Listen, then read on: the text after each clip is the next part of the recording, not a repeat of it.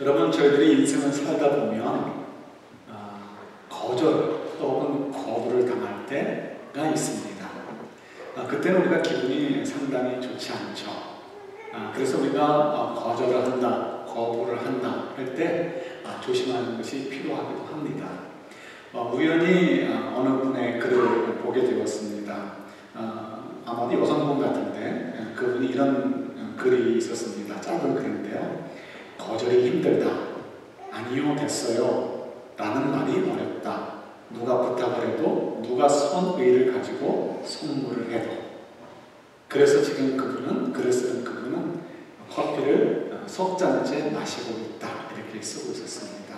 누군가가 다시 기억해서 커피 사왔어요. 주면 또 좋습니다. 고맙습니다. 하고 마시고. 또 누군가가 또 가져오면 또 이미 마셨습니다. 라고 하면 좋을 텐데. 그 고맙고 거부하는 것이 미안해서 아닙니다라는 말하기가 죄송스러워서 또 좋습니다. 고맙습니다. 또 마시고.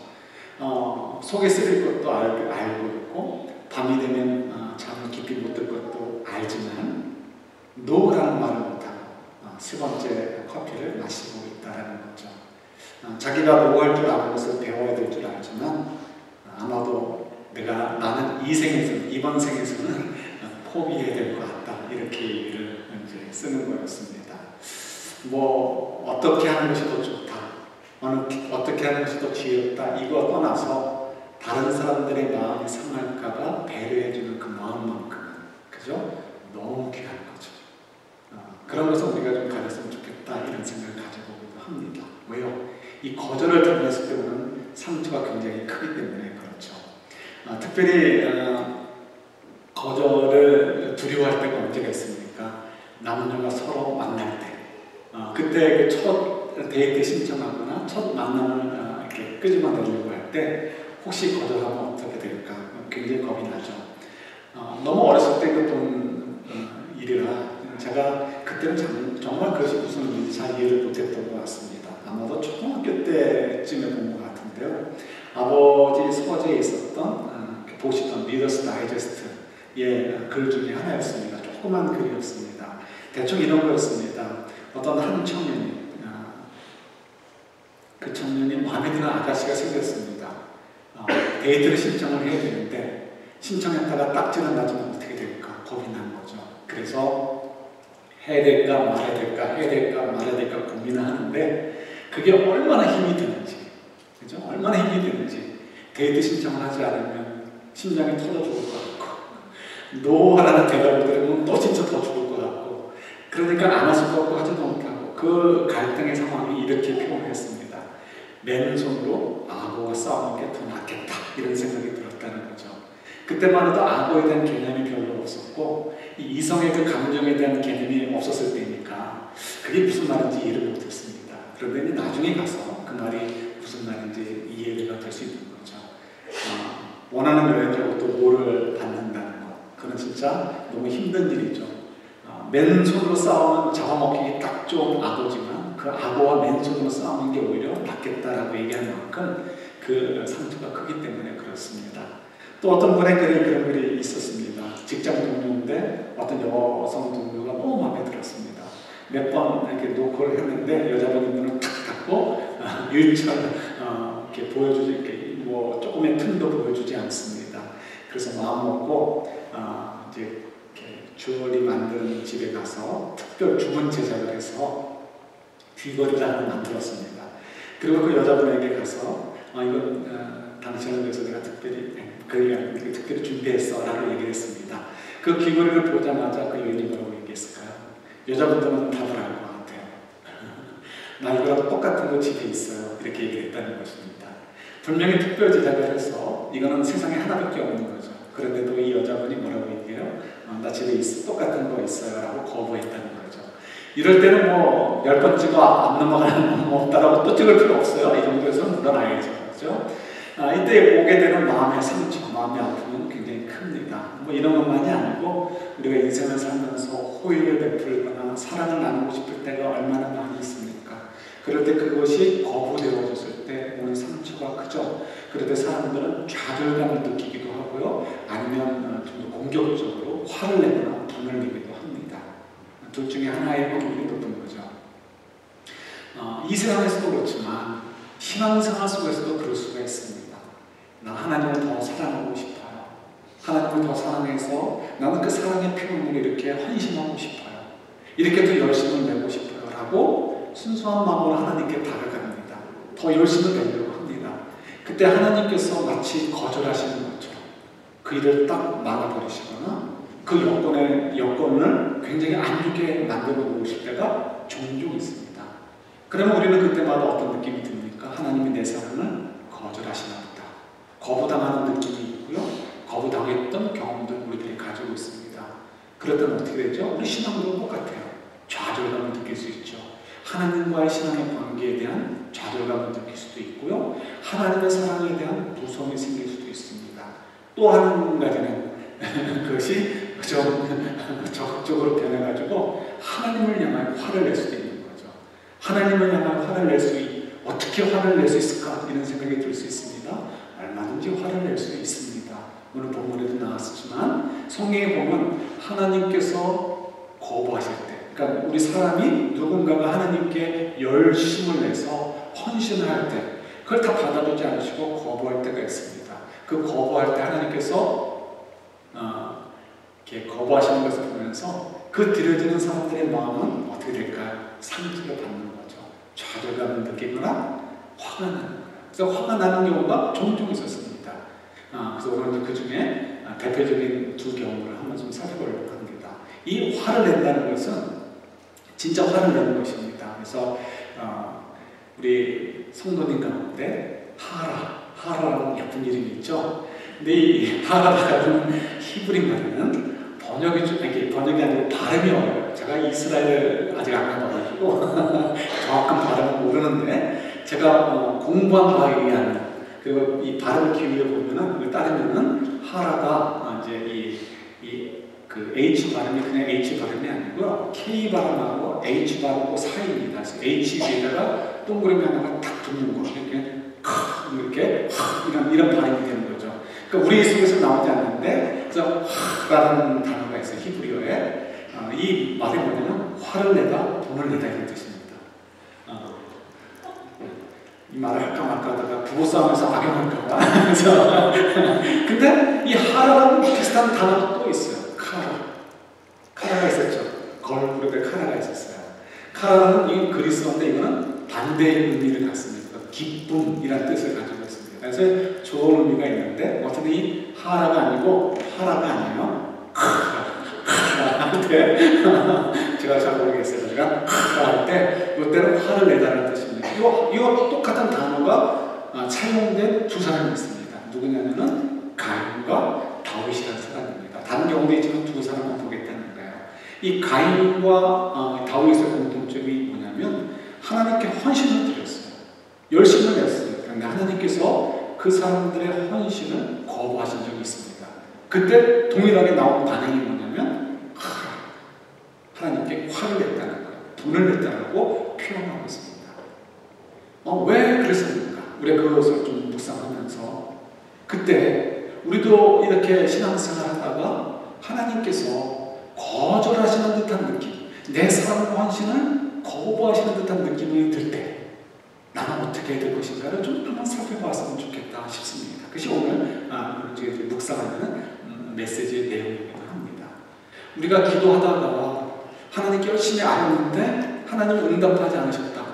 이때 우리가 느끼는 감정, 이것과 다른 것입니다. 이것은 내가 원하는 것을 하나님께 주세요라고 요청하는 것이 아니고요. 그것이 아니고 나는 그런 걸 생각하지 않고 정말 순전하게, 순수하게 하나님 정말 나는 하나님을 더 사랑하고 싶어요. 그래서 하나님에 대한 사랑으로 난 이렇게 표현하고 싶어요 라고 드려지는 예배나 제사나 혹은 어떤 헌신 이런 것들을 하나님께서 받아주지 않으실 때 우리가 어떻게 그 순간을 우리가 자치롭게 해석하고 해결해 가야 될 것인가, 이것이 이제 우리들의 오늘 묵상하는 내용이라는 것입니다. 먼저 가인의 경우를 한번 살펴보도록 하겠습니다. 하나님께 헌신을 했는데 하나님께서 거절하셨을 때 가인은 어떻게 반응을 했는가? 가인이 아벨과 함께 하나님께 제사를 드렸습니다. 그랬더니 하나님께서 그 제사에 대해서 다르게 반응을 보여주었습니다. 창세기 4장 우리 말씀인데요. 한번 같이 보겠습니다.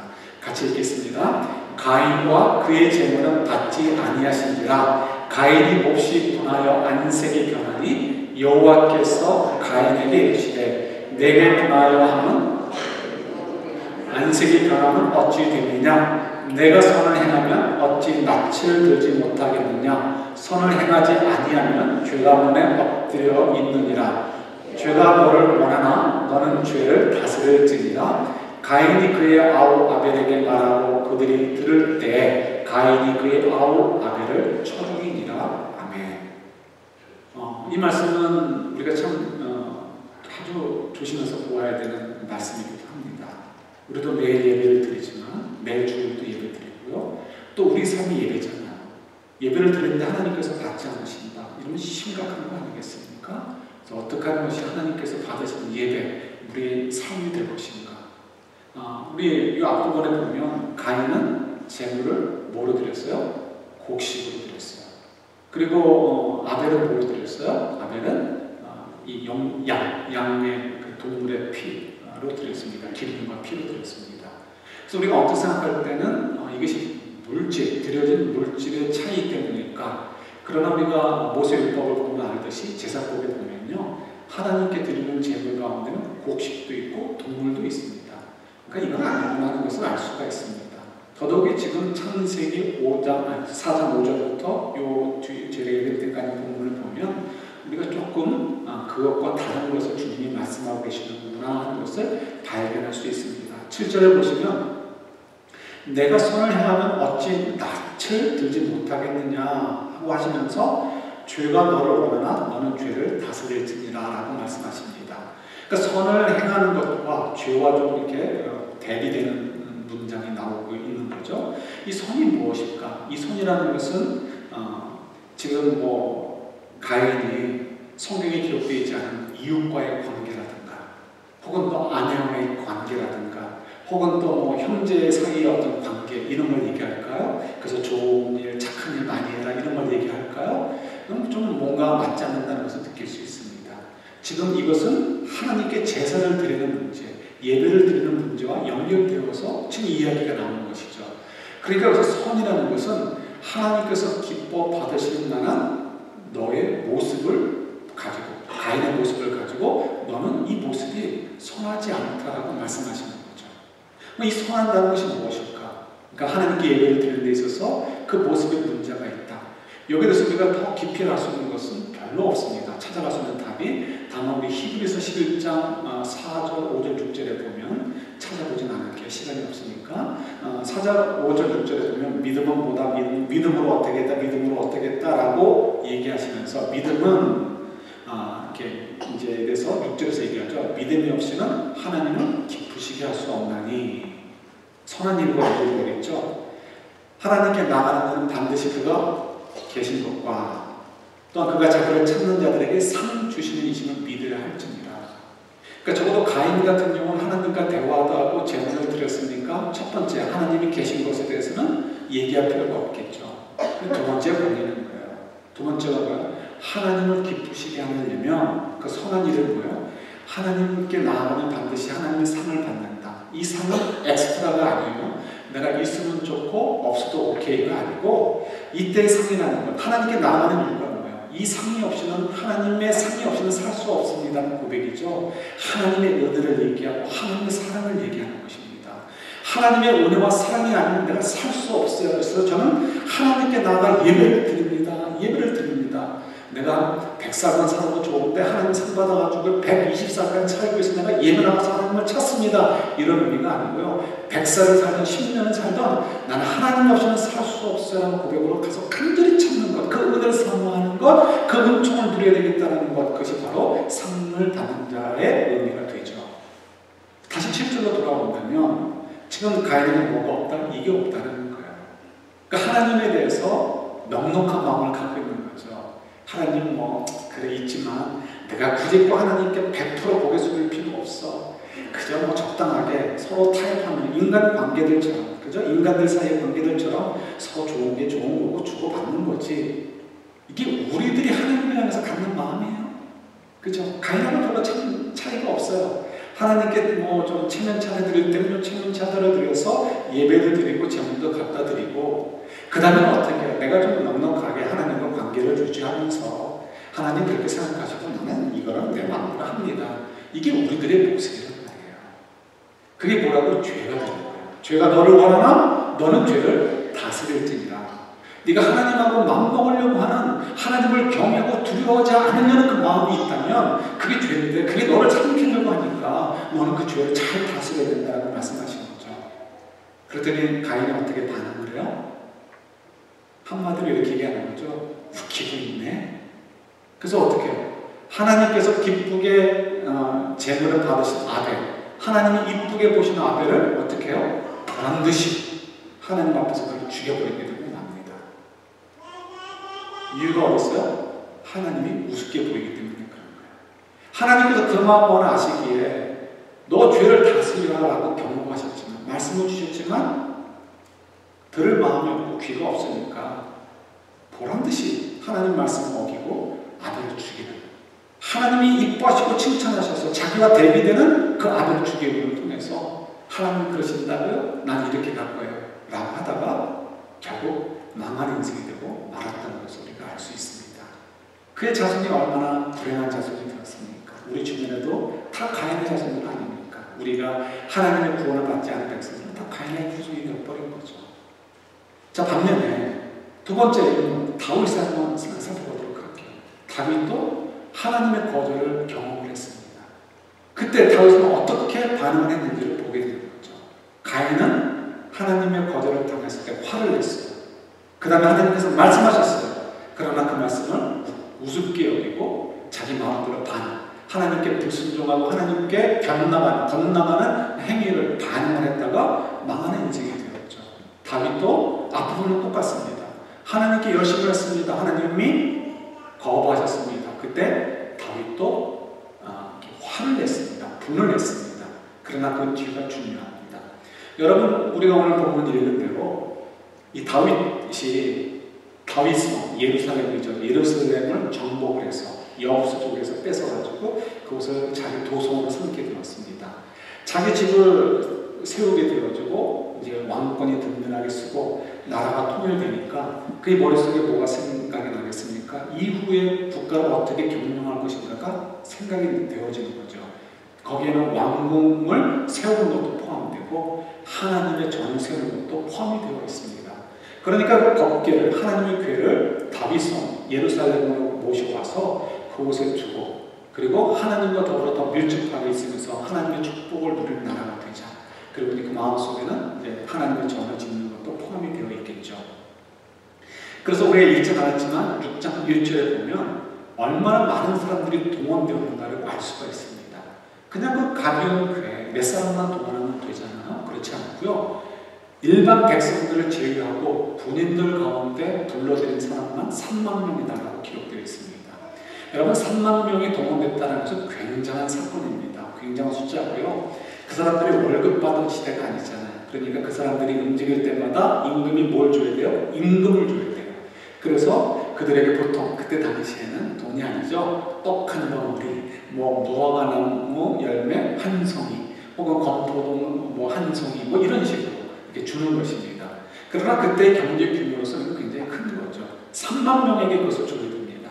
자발적으로 오는 백성들에게도 너그러운 임금이라면 그들에게도 먹을 것들을 제공해야 되고, 돌아갈 그런 가서 가는 동안에 먹어야 될 수 있는 것들을 제공해 줄 수 있어야 됩니다. 그러니까 굉장히 큰 규모로 정성을 들여서 지금 법궤를 옮기고 있구나 것을 알 수가 있습니다. 그런데 하나님께서 그 법궤를 옮기는 것을 스톱시켜 버리셨습니다. 어떻게 하셨죠? 멀쩡히 잘 가던 소가 난동을 부려서 법궤를 실은 수레가 쓰러지게 하셨고, 그때 그 수레에서 쏟아지려는 법궤를 이제 이 누구예요? 우사가 잡게 하고요. 그리고 우사를 하나님께서 그냥 바로 죽이시는 일이 벌어지게 되는 거죠. 야, 이때 다윗의 마음이 어땠을까요? 그 수많은 사람들 앞에서 하나님을 모시고 옵니다. 어떤 왕으로서의 정당성, 이렇게 권위도 다 인정받으려는 그 순간이 왔습니다. 그런데 모든 것들이 허물어집니다. 더더욱이 그런 순수한 마음으로 하나님을 정말 모시려고 애를 쓰고 그 많은 경비를 들여가며 그 많은 국가적인 행사로서 지금 일을 진행하고 있는데 이 모든 것들이 스탑되어 버린 거죠.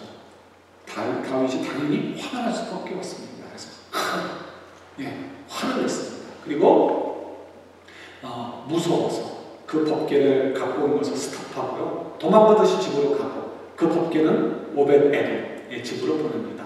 오벳에돔이 이스라엘 사람이었을까요? 어느 나라 사람이었을까요? 가드 사람이라고 되어 있으니까 블레셋 사람입니다. 그러니까 블레셋 사람의 집에다 그냥 두고 와버린 것입니다. 굉장히 다윗이 아주 충격을 받았고 얼마나 큰 상처를 받았는지를 알게 되는 거죠. 자, 그 다음이 중요하죠. 가인에게는 하나님께서 직접 말씀하셨는데 다윗에게 직접 말씀하지 않으시고 다른 것으로 통해서 메시지, 하나님의 말씀을 전달하십니다. 그게 뭘까요? 석 달 동안 오벳에돔의 집에 법궤가 있는 머무는 동안에 하나님께서 그 집을 무척 축복해 주었습니다. 되는 무엇이든지 하나님으로 다 하나님의 복을 받게 되었고 그것이 소문이 나서 다윗의 귀에 들리게 되었습니다. 그랬더니 다윗이 오늘 읽었지만 기뻐가지고 그 법궤를 가지러 가게 되었습니다. 왜 그랬을까요? 이건 재수 없는 것이 아니고 나에게 큰 복이 될 거야 이런 의미가 아닌 거죠. 무엇이 담겨져 있는 거죠? 하나님께서 다윗과 이스라엘 백성들에게 주시는 메시지가 담겨져 있는 거예요. 내가 너희들을 거부하는 게 아니야. 내가 너희들을 미워하는 게 아니야. 난 너희들을 사랑한단다. 난 너희들을 향해서 이 사랑과 은혜를 베풀려고 하는 거야 라는 것을 그 오베드돔의 집에 축복하신 걸 통해서 발견하고 확인하게 된 거죠. 그러니까 하나님께서 나를 거부하셨다, 우리 백성을 거부하셨다라고 생각해서 좌절감을 느꼈는데 그게 아니고 하나님 나는 너희들을 사랑하고 있어 라는 그 음성을 듣게 되니까 어떻게 해요? 너무 기뻐가지고 그 오벳에돔의 집을 가서 그리고 법궤를 다시 모시고 오게 됩니다. 그때는 이제 제대로 하게 된 거죠. 그 전에만 해도 수레에다 옮겨오려고 했습니다. 이 수레에 옮기는 것은 하나님이 원하시는 법이 아니었죠. 이건 블레셋 사람들이 옮길 때 그렇게 옮겼던 것입니다. 그런데 아마도 하나님께서 블레셋 사람들이 법궤를 옮겼을 때 그걸 그대로 묵인하셨기 때문에 이렇게 해도 되나 보다라고 순간적으로 실수했었던 것 같아요. 다윗의 이전의 모습을 보면 하나님을 두려워하고 경외하는 사람이었습니다. 굉장히 그것을 강조를 많이 합니다. 그럼에도 불구하고 이때 하나님의 법궤는 당연히 레위 사람들이 장대에 끼워서 어깨에 메고 가야 된다는 율법을 몰랐을 리도 없고 그 다음에 부인하거나 아니면 무시하지도 않았을 것입니다. 그렇다면 뭐 이유는 한 가지밖에 없는 거죠. 너무 그 기분에 들떠가지고 또 블레셋 사람들이 궤를 옮길 때 그렇게 옮겼을 때 하나님이 허용하셨던 것을 생각해서 우리도 새 수레 좋은 곳에 수레에 담아서 실어서 신나게 오자라는 것에 흥분을 해서 그것이 하나님의 말씀을 어기는 것이라는 것을 정말 어처구니없게 너무나 명백한 것이고 너무나 쉬운 것임에도 불구하고 우리가 이만큼 열심을 드렸으니까 하나님이 기뻐 받으시겠지라고 착각을 해가지고 행했던 실수였던 것 같아요. 그런데 이 과정을 통해서 깨닫게 되어지니까 이번에는 그렇게 하지 않죠. 자기 열심만 가지고 되는 건 안 되니까 하나님의 말씀 뜻대로 하나님께서 이렇게 사랑해야 돼 라고 표현하신 방법대로 순종하게 됩니다. 그래서 하나님의 말씀대로 지키면서 법궤를 가지고 오게 되는 것이죠. 이 과정이 굉장히 중요한 것입니다. 이 말씀이 기록된 이유가 거기 있는 거죠. 다윗, 그도 거부를 당했습니다. 화가 났습니다. 좌절감을 느낄 수 있습니다. 그때 하나님께서 말씀해 주셨습니다. 나는 너희들과 사랑의 관계를 끊으려고 하는 게 아니야. 사랑을 제대로 하도록 하기 위해서 이러는 거야 라는 말씀을 듣게 되는 거죠. 그랬더니 그것을 깨달으니까 기뻐가지고 달려가서 하나님이 원하시는 대로 하나님과의 사랑의 방법대로 율법을 따라서 모셔오게 되었습니다. 그래서 그의 인생이 복되게 되었던 것을 우리가 성경을 통해서 알 수 있게 되는 거죠. 이게 왜 중요할까요? 저희들도 하나님을 향하여 열심을 내려고 얼마나 애들을 쓰십니까? 여러분들의 모습을 보면 그런 것들이 너무나 많이 있죠. 너무 애를 쓰려고 합니다. 그런데 종종 나는 열심히 내려고 하는데 하나님께서 거부하시는 것 같아요. 그때 우리 마음에 상처가 되어집니다. 더 열심으로 모임에 참석을 하려고 했더니 갑자기 애가 아파요. 더 열심으로 사람들과 만나서 사랑을 나누려고 했더니 이상하게 배우자가 자꾸 시비를 걸어요. 이상하죠? 근데 뭔가 우리 부부가 기도하면서 결정해서 열심히 내려고 했더니 이상하게 시댁이나 처가댁에서 이상한 것, 뜻하지 않은 걸로 막 방해를 걸어올 때도 있습니다. 나 이거 하나님께 드리지라고 좀 넉넉할 때 준비해 놓은 것이 있는데 갑자기 그것이 사라져버려요. 이 양 사라질 거면 하나님께 드렸으면 좋았을 텐데 그냥 사라져버리니까 이거 너무 험한 것 같아요. 이럴 때 우리도 모르게 하나님이 내 사랑을 거부하시나, 내 열심을 거부하시나 이런 생각이 들 수 있는 거죠. 그때 우리가 어떻게 될까? 여러 가지 살피지 않고요. 딱 두 가지 정도만 생각해 보려고 합니다. 첫 번째는 하나님은 절대로 근본적으로 우리와 하나님과의 그 사랑의 관계를 끊으려고 하지 않으신다는 것. 어떠한 일이 있어도 하나님은 근본적으로 우리의 사랑을 거부하시는 분이 아니라는 것을 아셔야 돼요. 기억하셔야 돼요. 마치 하나님 말씀을 귀 기울이듯이 그 말씀을 귀 기울여야 되는 거죠. 이 말씀들이 성경에 너무나 많이 있지만 딱 두 군데만 보겠습니다. 그냥 읽지만 할게요. 우리 시편 27편 10절 말씀입니다. 같이, 이것도 세 번역인데 같이 봤습니다. 나의 아버지와 나의 어머니는 나를 버려도 주님은 나를 돌보아 주십니다. 이 세상에서 가장 큰 사랑이 부모님의 사랑. 그보다 더 큰 사랑은 어디 있습니까? 없죠. 근데 그 부모님의 사랑조차도 나를 버릴 때가 있어요. 내가 오죽하면, 부모님들이 오죽해서 그럴 수도 있겠지만 내가 오죽하면 어쨌든 나를 버릴 수도 있단 말이죠. 그래도 누구는 안 버리신다? 주님은 안 버리신다니까요. 어떤 일이 벌어져도 주님은 나를 바로 잡아서 세우실지언정 절대로 버리지 않으신다는 거죠. 사랑하신다는 거죠. 그것에 대한 좀 더 신학적인 확증이 있어요. 로마서 5장 8절 말씀. 너무나 잘 아시는 말씀이죠. 같이 받아볼까요? 우리가 아직 죄인 되었을 때 그리스도께서 우리를 위하여 죽으심으로 하나님께서 우리에 대한 자기의 사랑을 확증하셨느니라. 하나님의 아들, 이게 우리가 잘 상상이 안 돼서 문제인데, 그래서 여러분 자꾸 하나님이 어떤 분인지 예수님이 어떤 분인지를 묵상하는 것이 필요합니다. 예수님의 그 위대하신 분께서 나 같은 자, 먼지만도 못하는 자, 정말 이 죄인을 위해서 그 사랑을 확증해 주시기 위해서, 우리를 구원해 주시기 위해서 이 땅에 오셨다. 야, 이게 얼마나 놀라운 일입니까? 엄청난 사건이죠. 이만큼 하나님이 나를 사랑해 주시는데 우리가 무엇으로 하나님 거기에 사랑을 끊을 수 있겠습니까? 로마서 8장에 있는 말씀대로 어느 것도 우리와 하나님과의 사랑의 관계를 끊을 수 없는 거죠. 그러니까 어떻다고요? 첫째, 우리가 마음이 흔들릴 필요가 없는 거예요. 하나님이 근본적으로 내 사랑을 거부하시는 것은 아니지, 절대로 그러시는 분은 아니라고 하셨으니까 그렇다면 문제가 무엇일까라고 주님께 귀 기울이는 것이 필요합니다. 그래서 우리가 귀 기울이는 방법은 우리가 오늘 묵상하지 않죠. 다만 우리 여러분들 많이 공부하신 하나님을 경험하는 삶, 참 좋은 책이죠. 그 책의 표현들이라면 이거예요. 성령께서 우리를 도우시고 우리 안에서 도우시는데, 성령님의 도움 그 안에서 네 가지 크게 얘기하시죠.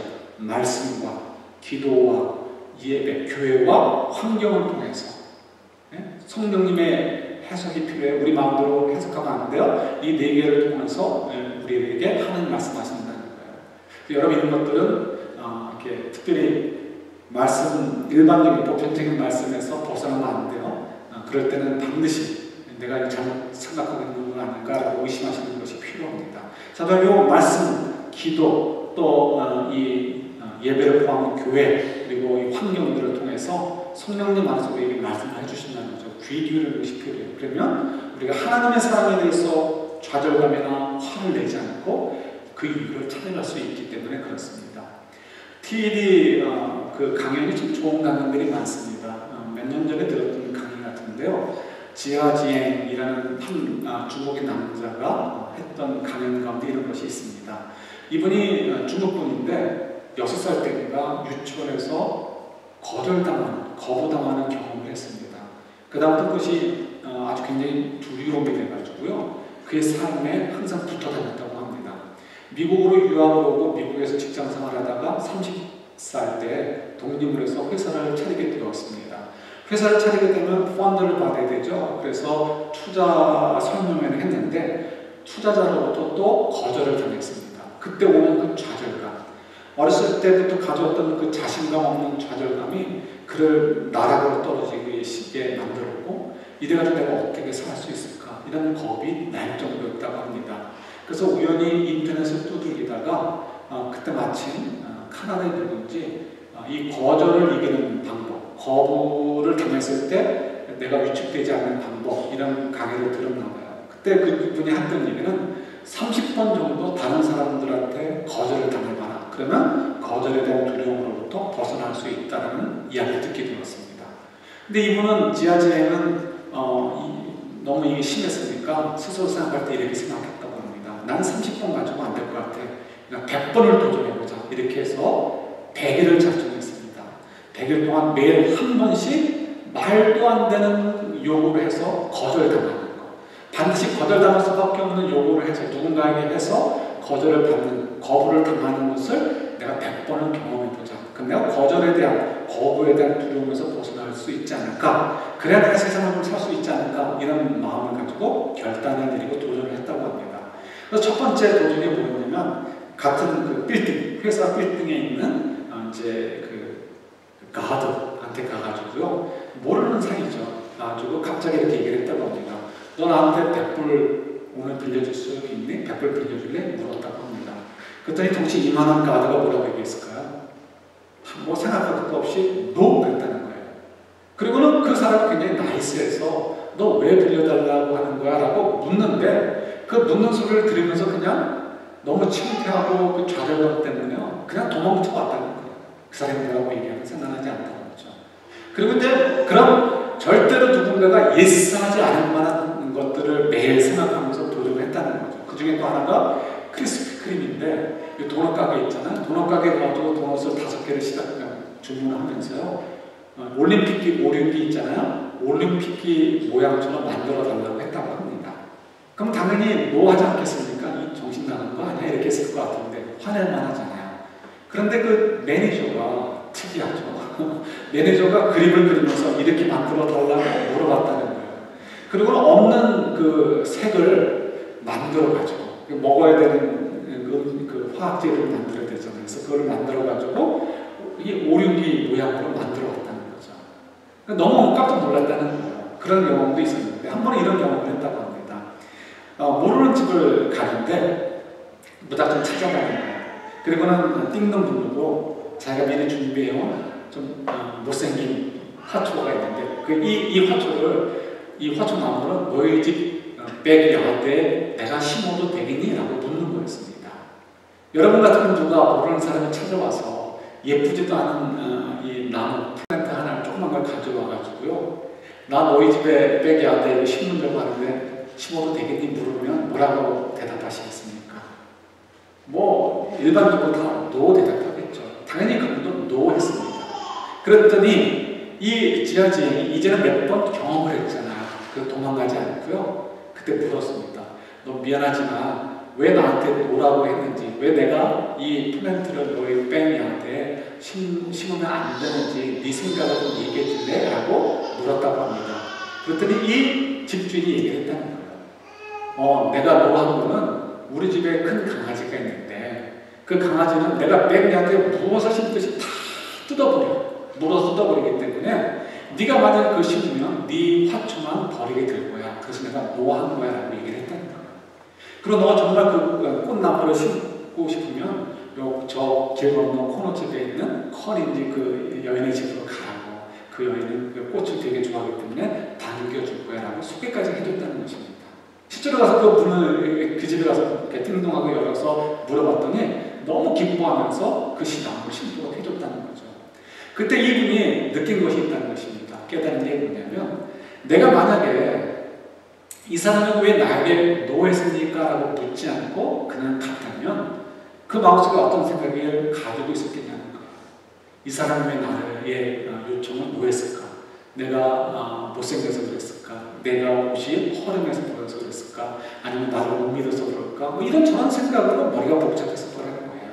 그런데 모르니까 심플하게 그것이 왜 노가 되는지를 알게 되니까 쓸데없는 생각, 또 쓸데없이 내 자존감을 낮추게 하는 그런 일을 피할 수 있었다는 거죠. 예, 이게 굉장히 중요한 부분인 것 같아요. 하나님이 노했을 때는 이유가 있습니다. 물론 절대로 인과응보가 아닌 경우, 꼭 인과응보의 관계 때문이 아닙니다. 우리가 꼭 잘못했기 때문이 아니라 잘하고 있어도 더 달리는 말에 채찍질 않는다고 더 높은 수준으로 이끌으시기 위해서 더 힘들게 하실 때도 있습니다. 더 달려가도록 하기 위해서 더욱 주님께 가까이 가서 주님을 메어다니도록 하기 위해서 그럴 때도 있습니다. 그러니까 늘 언제나 인간과의 관계로 생각하시면 안 돼요. 욥기가 그것을 그렇게 두꺼운 책으로 우리에게 말씀해주고 있잖아요. 그러니까 중요한 것은 질문하는 것입니다. 하나님은 절대로 근본적으로 나와의 사랑을 거부하시는 분이 아니야. 그러니까 마음은 든든히 하시고 의심하지 마시고 그럼 하나님께서 지금 나에게 요구하시는 것이 무엇일까 모르시는 거예요. 하나님께서 이제 이렇게 각자 여러분들에게 필요한 것들을 알려주신다는 거죠. 두 번째로 생각해야 될 것, 두 번째 생각할 것은 거절당했을 때, 거부당했을 때가 중요한 것이 아니고 그 다음에 반응이 중요하다는 사실입니다. 이 지하재인이 했던 얘기 가운데 강연 가운데 그런 말이 나옵니다. 여러분 잘 아시는 마틴 루터도 있고 마틴 루터 킹 주니어도 있고 또 간디도 있고 또 누가 있어요? 유명한 만델라도 있고 그런 사람들이 있잖아요. 이 사람들의 공통점이 뭐죠? 처음에는 전부 다 아주 극렬한 거부를 경험했던 사람이라는 거예요. 그죠?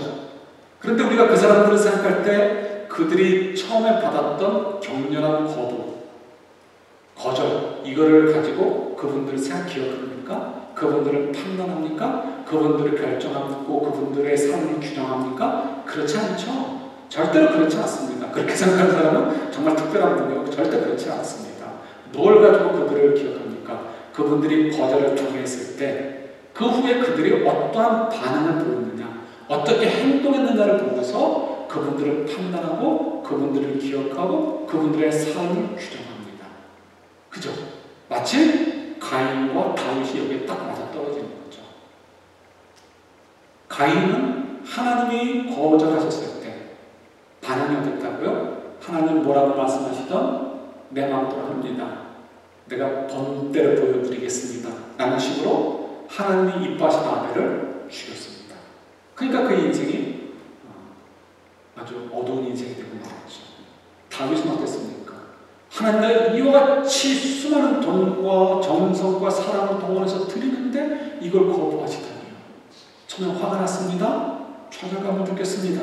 그러나 하나님께서 하신 말씀을 듣고서 하나님의 나를 거부하시는 것이 아니라 나를 바르게 하기 위해서 하나님이 우리 백성들을 거부하시는 것이 아니라 우리를 사랑하셔서 바르게 잡기 위해서 이렇게 하신 거군요. 깨닫게 되니까 하나님 말씀대로 하려고 기쁨으로 달려가서 순종했던 것을 보게 되죠. 그래서 다윗은 어떻게 되었습니까? 그 인생이 복된 인생이 되었음을 우리가 알 수 있게 되는 거죠. 저희도 얼마든지 거부를 당할 수 있고 거절을 당하는 것처럼 느낄 때가 있습니다. 물론 때로는 나는 거부라고 생각하지만 하나님이 거부하신 것 같다라고 생각하지만 실제로는 아닌 경우들도 있고요. 자, 그럼 우리가 다 정확하게 판단할 수도 없어요. 그냥 뭉뚱그려서 우리가 하나님은 내 정성과 내 열심을 거부한 것처럼 느껴질 때가 있단 말이에요. 그때 어떻게 하면 된다? 우리 두 가지 잘 기억하셨으면 좋겠어요. 우리는 연약한 존재예요. 그래서 우리는 아무리 애를 써도 하나님의 수준에 이르지 못합니다. 근데 하나님은 우리를 사랑하시기 때문에 우리 드리는 정성을 받는 것으로만 기뻐하시는 게 아니고요. 우리가 어떻게 하면 하나님의 장성한 분량, 그 귀한 모양까지 성장해 갈 것인가, 더 그 위대한 인생들이 될 것인가에 관심이 있으신 거죠. 우리를 사랑하시기 때문에. 그래서 그쪽으로 자꾸 이끄시고 애를 쓰시는 거예요. 우리를 초청하시는 거죠. 그래서 우리가 열심히 했는데 왜 하나님께서 거부하실까 할 때 우리 마음대로 하지 않고 우리가 어떻게 반응하느냐, 이걸 통해서 우리가 가인과 같은 인생이 될 수도 있고 다윗과 같은 인생이 될 수 있다는 걸 기억하시면 좋겠습니다. 최근에 이렇게 그런 일들이 많이 있죠. 지금 코로나19 때문에 그렇기도 한데 그동안은 신천지 때문에 막 이렇게 어떻게 왜 그랬지 이렇게 좀 쉽게 얘기했는데 드디어 이제 천주교가 끼어들기 시작했습니다. 천주교 성도들이 단체로 이스라엘로 여행을 성지순례를 갔다가 왔는데 19명인가 몇 명이 전부 다 이 코로나에 걸렸다고 하는 거죠. 그분들이 뭐라고 하겠습니까? 코로나 때문에 가지 않는 게 좋지 않겠니라고 주변 사람들 얘기할 때 아무도 우리를 막을 수 없어. 우리는 할 수 있어. 우리는 이길 수 있어 하면서 갔다는 거죠. 이해는 됩니다. 1년 동안 준비한 성지순례니까 얼마나 가고 싶었겠습니까? 그러나 그때 하나님께서 우리의 여신, 하나님을 향한 여행의 재미도 있지만 이 안에 성지순례, 좀 더 신앙의 어떤 성숙과 성장을 위해서 가는 여행인데 하나님이 거부하시면 되나? 이런 순간이 들 때, 그것도 좋은 예가 되는 거죠. 그때 어떡하자고요? 하나님이 원하시는 것이 무엇일까? 내 마음대로 반응하지 말고 하나님이 원하시는 게 무엇일까 생각해 보는 거예요. 상식적으로 답이 나오죠. 이런 때에는 내가 몇백만 원 손해본다 할지라도 이웃 사람이 뭐라는 거예요. 내 설사 무사히 갔다 올 수 있다 할지라도 다른 사람들을 위해서 참아주는 거, 손해봐주는 것이 이웃 사람 아니겠어요? 오늘 아침에 궁금해서 뉴스를 잠깐 이렇게 보니까 이제 잠깐 이렇게 핸드폰으로 봤습니다. 그랬더니 이스라엘 정부가 화가 났어요. 그래서 한국 사람들을 못 오도록 막았고 지금 이스라엘에 성지순례 온 사람이 1,400명이래요. 많이 들어요. 1,400명인데 출국 금지 다 지금 억류되고 있어요. 이게 참 우리 어떻게 보면 조금씩만 서로 이렇게 하나님께서 거부하시는 것 같은 느낌이 들 때 조금만 돌아본다면 상식적으로 하나님이 원하시는 것이 무엇인지를 발견할 수가 있잖아요. 그죠? 예. 우리 삶 가운데 이런 일들이 너무나 많이 있습니다. 이것도 그냥 좀 더 우리 원래대로 좀 돌아온다면 이럴 수도 있는 거죠. 우리가 이번 주 수요일부터 포스터 시리에서 우리 여성 모임이 있습니다. 주로 엄마들 그쪽에 살기 때문에 시간 때문에 교회에서 모일 수가 없습니다. 오가는 시간 때문에 안 맞아가지고. 그래서 저도 제자훈련 사역훈련 할 때 그쪽에 사는 분이 계실 때 그쪽 가서 아파트에 있는 미륵령에서 부르고 라비 같은 미륵령에서 부르고 이번에는 이제 몇 년 여성 모임들 한 가정에서 집을 오픈해서 그 집에서 모임을 갔습니다. 기도하다가 그 생각이 들더라고요. 남가주에 있을 때 이제 얼바인에 살았잖아요. 얼바인에 살 때 있었던 일입니다. 얼바인에는 새집들이 그때 막 짓기 시작했던 때입니다. 그래서 웬만하면 다 새집들이에요. 새집들이고 좋은 동네니까 조금 여유들이 있는 분들이죠. 그럼 집에 올 때 어떻게 해요? 그냥 집만 사갖고 오지 않죠. 싹 맞춤을 합니다. 카페트, 그 중에 한 가정이 목장님의 집을 오픈했습니다. 목장 식구들이 많고 애들이 꼬맹이들이 많아가지고요. 애들은 2층에서 놀고 아래층에서는 이제 엄마 아빠들이 모여서 성경 공부를 했습니다. 아이들이 조용해요.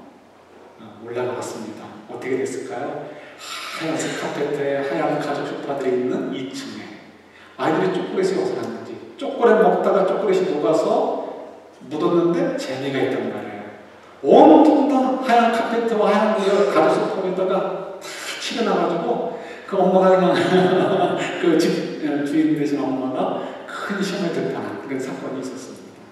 예, 하나님께 대해서 헌신을 하는데 이렇게 오히려 방해가 있을 수 있어요. 물론 이거는 뭐 우스운 것입니다.